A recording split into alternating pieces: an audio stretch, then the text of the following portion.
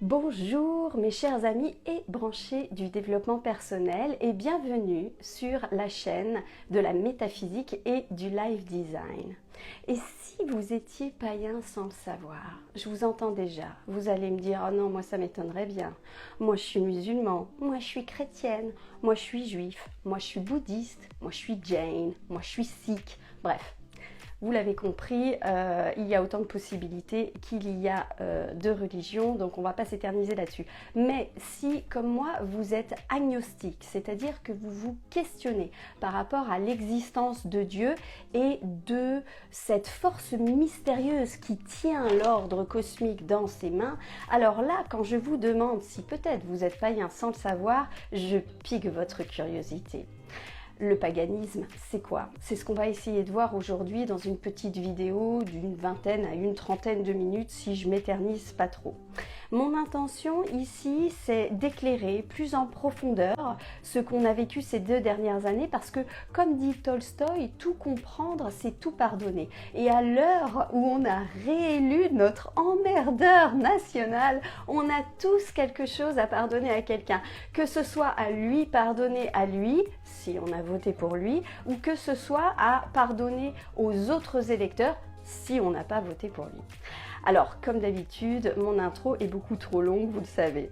Donc, pour faire un petit raccourci pour les nouveaux qui débarquent, sachez qu'aujourd'hui, on va parler monothéisme, polythéisme, animisme, chamanisme, fétichisme et bien sûr, on va parler paganisme. Si vous êtes adepte des sciences dures, vous pouvez tout de suite prendre la porte de la sortie parce qu'ici, on va parler de sciences molles et croyez-moi, vous allez en chier. Donc, vous le savez, si vous me suivez depuis ces 2 dernières années, je suis une grande traumatisée du Covid. Et c'est pas tant la maladie en tant que telle qui m'a traumatisée que la manière dont mon entourage a pu réagir au travers de cette crise et de toutes les décisions qui ont été prises pour gérer le collectif au travers de cette crise. En gros, moi, toute l'orientation, traçage de données, gestion monomaniaque d'une épidémie.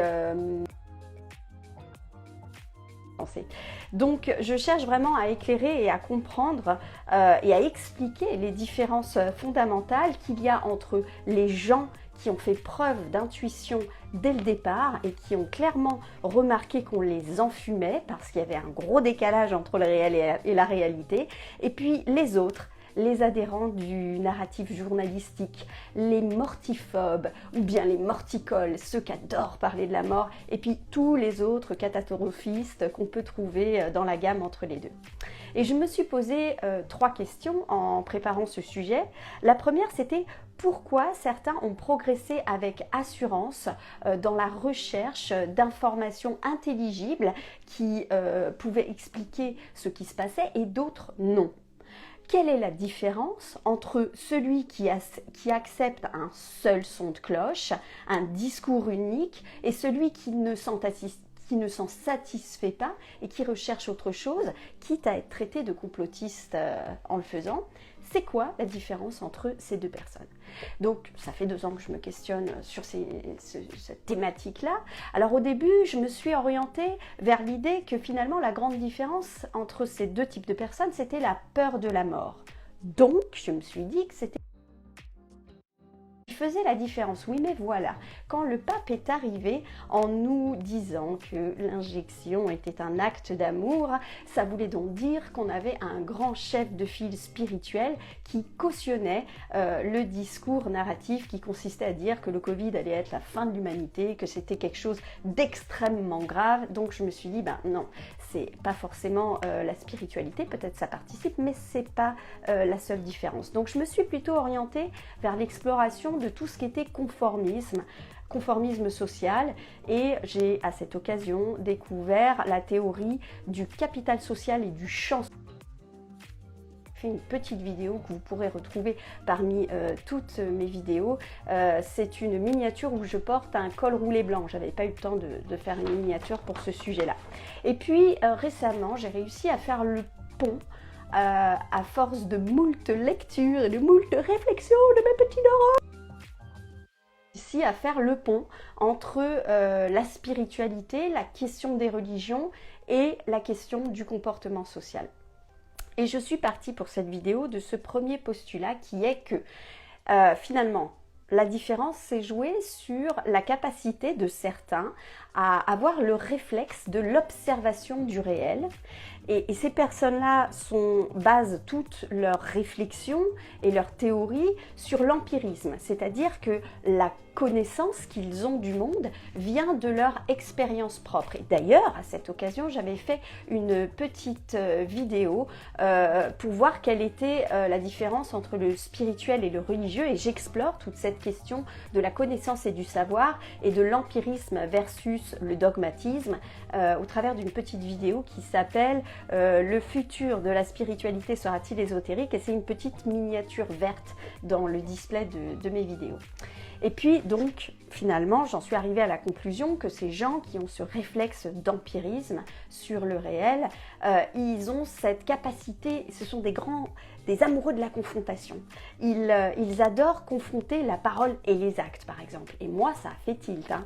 Quand les mêmes qui vous disent « confinez-vous, respect du couvre-feu » vont dans des restaurants clandestins, là, je me dis « ting, tiens, c'est bizarre. Hein. Il y a un mismatch, il y a un décalage entre les ordres qu'on me donne et puis la manière qu'ils ont de les appliquer à eux-mêmes. » Donc, premier décalage. Deuxième décalage, finalement, entre le corps et le concret. Tous ceux qui ont attrapé le Covid ont bien vu que, au pire, c'était une grosse grippe, au mieux, c'était un petit rhume. Et que là, ça cale pas du tout avec l'idée de la fin du monde, de « on va tous mourir !» Et on voit bien, finalement, ce qu'on comprend, c'est que cette maladie du Covid est une syndémie. Ce n'est pas du tout une épidémie, et encore moins une pandémie. C'est-à-dire que pour que la maladie soit dangereuse pour vous, il faut déjà que vous soyez arrivé au bout extrême de votre vie. Donc voilà.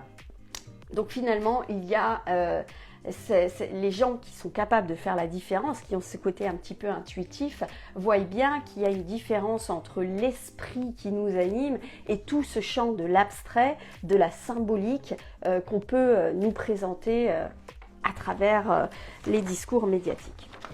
Mais revenons à notre sujet. La force obscure du paganisme. Pourquoi c'est une force ? Pourquoi elle est obscure ? Et finalement, moi je propose qu'on commence déjà par définir ce qu'est le paganisme. Ce qui est communément admis dans ce champ-là, c'est que le paganisme s'oppose souvent aux trois grandes religions monothéistes, les grandes religions du livre que sont le judaïsme, le christianisme et l'islam.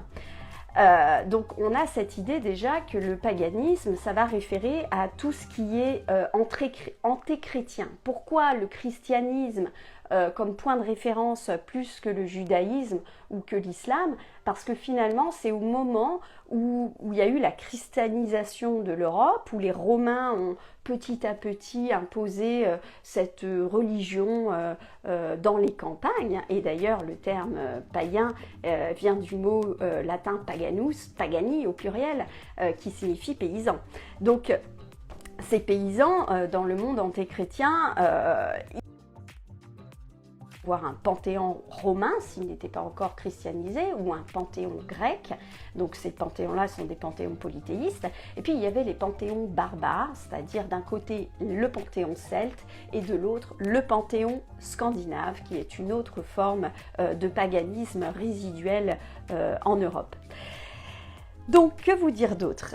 Les trois religions du livre, les religions brahmiques, pratiquent leur religion à l'aide d'un dogme qui a été fixé, ce sont des canons fixés quelque part par un ordre religieux un petit peu administratif, je dirais.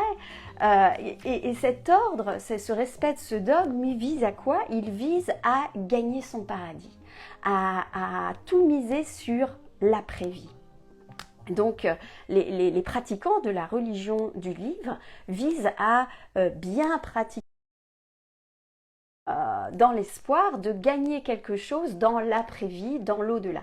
Et en ça, on peut dire que cette manière-là d'honorer Dieu, finalement, elle s'inspire un peu de quelque chose, d'une idée, d'une philosophie qui serait un peu un déni du monde matériel. Bien que pour le protestantisme, ce soit légèrement différent parce que eux sont revenus à quelque chose d'un peu plus pratique et eux ne pratiquent pas du tout un déni du monde matériel.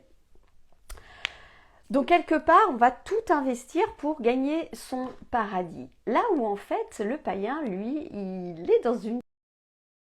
je dirais pas moins vertueuse, mais peut-être un peu plus putassière, pourquoi pas, dans cet échange qu'il entretient avec les dieux, puisque lui, il est dans un vrai caractère relationnel avec les dieux. Et quelque part, son culte est orienté, vise à améliorer son quotidien ici et maintenant.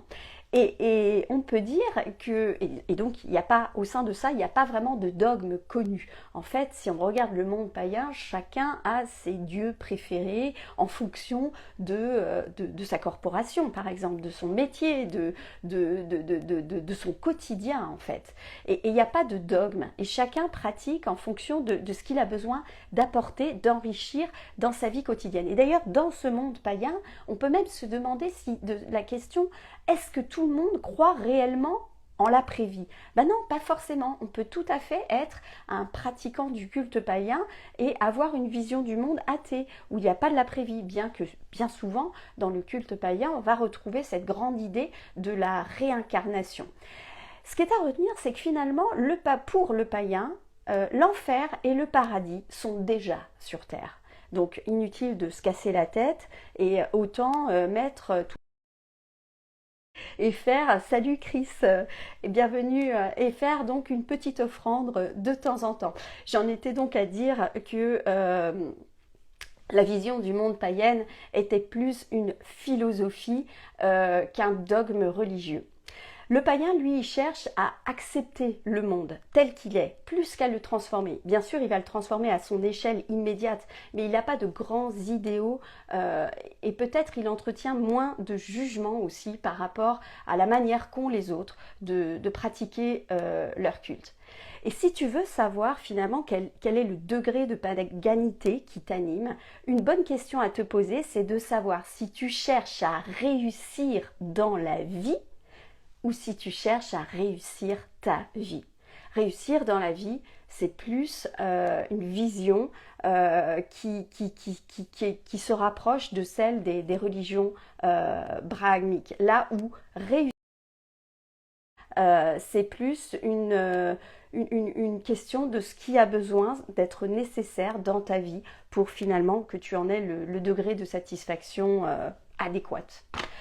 Donc ça, c'est pour la première partie qui visait à vous dire que finalement le paganisme, c'est plus une philosophie qu'autre chose. Maintenant, si on revient un petit peu sur l'aspect cultuel de ce fameux paganisme, ce qui est à retenir, c'est que le paganisme s'inscrit dans le grand courant de la religion animiste. Et l'animisme, c'est quoi? L'animisme, c'est la croyance que tout être vivant ou non vivant est animé d'un esprit, c'est une entité spirituelle à part entière qui est capable de nous communiquer quelque chose à son niveau. Et donc, il y a plusieurs formes d'animisme. Il y a tout d'abord le chamanisme, c'est très en vogue en ce moment. Qu'est-ce que c'est finalement le chamanisme? Le chamanisme propose de percevoir toutes ces entités spirituelles qui composent ce monde. On pourrait dire que c'est une position d'accueil qui implique une perception particulière du monde. Ensuite, il y a le fétichisme. Le fétichisme, pour te fétichisme, c'est le voodoo, c'est la sorcellerie, la magie blanche, la magie noire.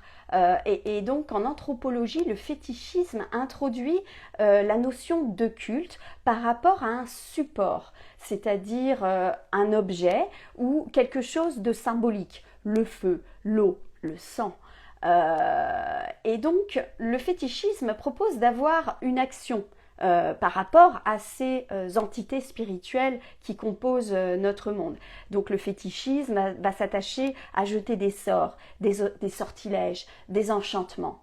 Et on pourrait dire en ça que avec son action est le début du culte et propose une perception particulière du monde plus une action sur ce monde à l'aide de ces entités spirituelles. Et ensuite seulement, on va trouver le paganisme. Et le paganisme propose une croisée entre le chamanisme, le fétichisme et la position philosophique que je te décrivais un petit peu plus tôt. Puisqu'en fait, il intègre complètement la mission de l'homme, et je dirais même la place de l'homme, en tant qu'être pensant, doué de conscience, qui forme le lien entre le monde physique, matériel qui est à accepter et le monde spirituel, le monde de l'invisible, le monde des entités de l'esprit. Et en ça, le paganisme propose quelque chose de plus par rapport au fétichisme, c'est-à-dire qu'il a cette position perceptuelle, la même position perceptuelle que le chamanisme, dans l'accueil de l'existence de ces entités spirituelles et invisibles qui composent ce monde. Il propose également des actions au travers d'un calendrier symbolique spirituel que je vais te détailler juste après, le calendrier palien, et la philosophie. Donc il allie les trois, il allie l'accueil, la position perceptuelle, il allie l'action, le culte, et il allie la philosophie, la mentalité, avec ce qui va en dériver du point de vue politique. Mais revenons à ce calendrier païen. Je ne sais pas si tu le connais, le calendrier païen. Tiens, salut Mister, je vois qu'il y a quelqu'un d'autre qui nous a rejoint. Wouh, vous êtes deux, génial, merci beaucoup. Donc le calendrier païen, peut-être vous le connaissez déjà, il se compose en 8 sabbats. Il y a 4 de ces sabbats qui sont des sabbats majeurs, qui sont liés à l'activité de l'homme sur la Terre et aux rites annuels par rapport à l'influence des esprits terrestre. Et il y a 4 sabbats mineurs qui sont liés directement à l'influence solaire, au solstice et aux équinoxes. Et bien sûr, on sait tous que cette influence solaire, elle a un rôle dans nos vies. Je ne sais pas si vous êtes victime de la dépression saisonnière. Moi, j'ai toujours été à l'abri de ça. En vieillissant, par contre, mes hormones déclinantes, je commence à sentir un petit peu ce blues de la dépression saisonnière qui me guette. Et je trouve ça intéressant d'avoir comme repère ce calendrier païen pour m'affairer. Que ce soit l'entretien de ma maison, l'entretien de mon jardin. C'est un bon moyen de savoir, de faire le point où j'en suis dans mes énergies par rapport à ce cycle terrestre. Donc le premier des symboles, des sabbats païens, évidemment, c'est Yule. Yule le 21 décembre, et là on voit bien qu'en fait cette religion chrétienne, elle a réussi à s'imposer en Occident en prenant appui sur cette base du paganisme et en pratiquant ce qu'on appelle le syncrétisme, c'est-à-dire qu'en fait littéralement elle fusionnait le calendrier chrétien avec le calendrier païen. Alors je suis pas une grande experte de la chrétienté, je sais bien qu'il y a eu 2 grands schismes, le schisme d'Orient et le schisme d'Occident, et qu'après le schisme d'Orient, il y a eu une réagencement de ce calendrier, et d'après ce que j'ai compris vite fait dans les grandes lignes, c'est que ça a permis de coller un petit peu plus au calendrier païen, et ça a probablement aidé à faire en sorte que cette religion soit un peu plus acceptée en Europe. Donc Yule, Noël, la grande période de la gestation. Ensuite, donc c'est un sabbat mineur. Ensuite, on a Imbolc, sabbat majeur, sabbat complètement oublié, qui se fête le 1er février. Puis on repasse à un sabbat mineur avec Ostara, Easter, Pâques, le 21 mars. Que vous dire d'autre ? Ouais, le lapin de Pâques. Voilà, c'est ça qu'il faut retenir. Ensuite, de nouveau un sabbat majeur, Beltane, le 1er mai, la fête du travail. Il est le temps de s'activer. Ensuite, sabbat mineur, Lita, le 21 juin, ma préférée, c'est la fête de la Saint-Jean. Et ensuite, Lugnasad. C'est marrant comme on oublie, à part Yule, les grands sabbats majeurs ont été oubliés en Occident. Lita, le 21 juin, la Saint-Jean. Lugnasad, le 1er juin, pardon. Si vous avez envie de fêter le 1er août, Lugnasad, il y reste encore un vestige de cette célébration en Bretagne avec la grande troménie de Loch Ronan. qui a lieu tous les 6 ans. La prochaine aura lieu en 2025. Alors évidemment, il y a une grande symbolique des chiffres dans tout ça. Dans la grande Troménie de Locrojan, on a l'impression de faire un cercle. En fait, finalement, c'est une grande procession de 12 km qui a plus l'allure d'un carré que d'autres choses. Mais c'est quelque chose d'assez pittoresque. Je pense que j'aimerais bien me la faire, cette grande Troménie de Locronan. Ensuite, de nouveau, sabbat mineur avec Mabon le 21 septembre et puis de nouveau un sabbat majeur avec Samhain le 1er novembre, la fête des morts et juste avant Halloween. Donc voilà pour les différents sabbats et ce célèbre calendrier païen. Donc, le païen, pour en revenir à ce paganisme, le païen, pour accomplir sa destinée humaine, il se doit d'être au contact du monde naturel, donc du monde des campagnes, donc bien évidemment pas celui des villes. Et d'ailleurs, comme je vous le disais, l'étymologie du mot païen vient du terme paganus, qui en latin signifie paysan, et on voit bien qu'en fait, le fait que le terme même, que le concept même du né à une époque d'invasion romaine où les Romains ont commencé à créer de grandes villes grâce à leur système d'égouts, les latrines, l'eau courante, etc. On voit que le terme est inventé pour désigner une rupture entre deux perceptions du monde. La perception du monde urbain versus la perception du monde rural qui est la perception païenne. Donc voici pour la force. On a vu le paganisme, voici pour la question de la force de ce paganisme, cette résidualité du monde rural. Le paganisme, finalement, c'est plus qu'une philosophie. On va voir qu'en fait, c'est carrément une mentalité. C'est une mentalité qui est basée sur l'empirisme, sur l'observation des cycles, mais sur l'observation de ce monde réel versus cette réalité grâce aux symboles, grâce aux émotions, comme la peur par exemple. La réalité peut être virtuelle, mais le réel, il ne pourra jamais être virtuel. Vous avez besoin d'être en prise avec le réel pour savoir de quoi ce monde est fait exactement. Donc l'empirisme, la force de l'observation. Et ça permet quoi? En quoi c'est une force réellement? Réellement, c'est une force parce que quand on cultive ce caractère d'empirisme, cette capacité que l'on a d'observer le réel, et bien finalement, on prend confiance en son propre jugement et en l'idée que nous sommes les experts de notre propre vie. Nous sommes les experts. Et nous sommes les seuls à savoir s'il est bon pour nous de mettre un masque ou pas, s'il est bon pour nous de se faire injecter ou pas, quel style de vie est le meilleur pour nous. Est-ce que c'est bon pour moi d'aller manger tous les 2 jours au McDo ou est-ce que c'est meilleur pour moi d'aller cultiver mon potager? C'est une philosophie, on l'a vu, cette philosophie vise à définir les limites de l'autorité intérieure versus l'autorité extérieure. Et on peut le mettre dans les deux sens. En l'occurrence, là, moi, ce que j'ai vécu depuis ces 2 ans, c'est fixer les limites de l'autorité extérieure sur mon autorité intérieure. Et puis, c'est une spiritualité, comme je vous l'avais dit, quel que soit le rapport que l'on entretient avec le monde matériel, que l'on soit dans ce déni, parce que l'on est complètement assujetti à un dogme religieux, qu'il soit issu de la religion brahmique ou pas. Oui, parce que ce que je vous ai pas dit, c'est que quand je vous parlais du polythéisme, effectivement, quand on pense paganisme, on pense polythéisme.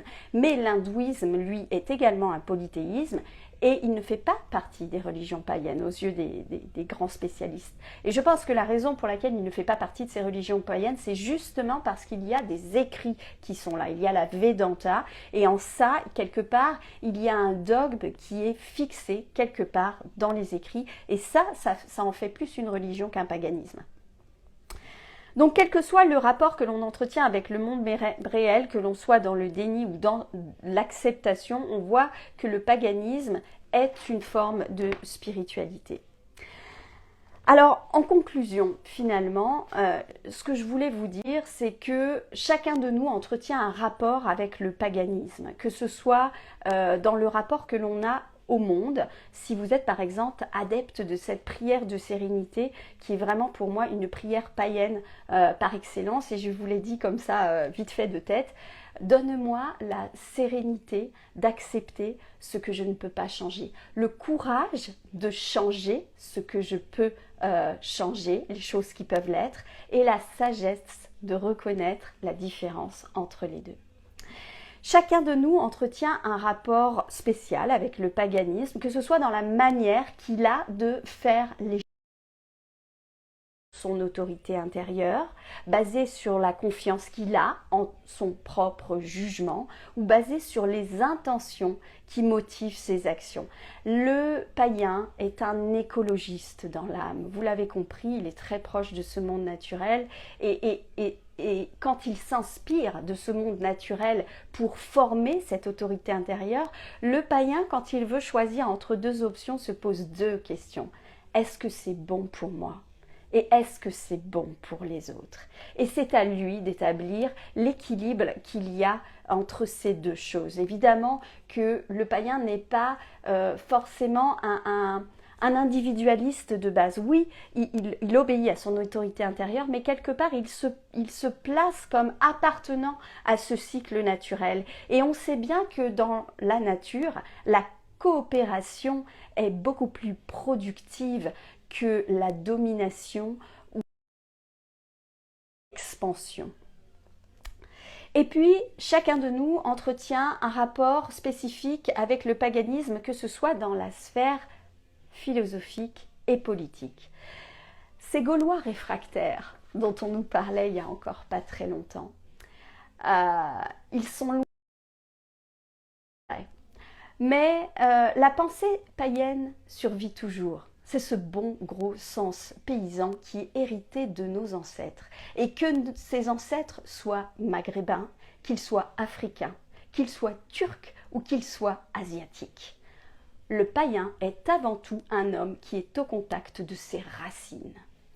Le païen, c'est un individu au clair avec la limite qu'il accorde entre le pouvoir central et le collectif. Et maintenant, vous comprenez pourquoi le paganisme est une force obscure aux yeux d'un pouvoir central.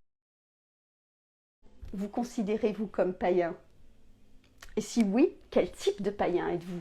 Parce qu'on peut tout à fait être païen et appartenir à la religion du livre. On peut être christo-païen, on peut être musulmano-païen, on peut être judéo-païen, on peut être éco-païen, on peut même être fémino-païen. Bref, si cette vidéo vous a plu, eh bien, n'hésitez pas à passer sur ma cagnotte Tipeee pour me récompenser. Toutes ces vidéos me prennent pas mal de temps. J'espère que ça vous a intéressé. En tout cas, je vous remercie de m'avoir suivi. Je suis Isabelle Gabet, au cœur du bien-être, à réorganiser leur routine de pensée de manière à gagner en flexibilité mentale, en ouverture d'esprit et en adaptation s'ils le souhaitent. C'est tout pour aujourd'hui. N'oubliez pas, pensez, ressentez, brillez. Bye bye et à très bientôt.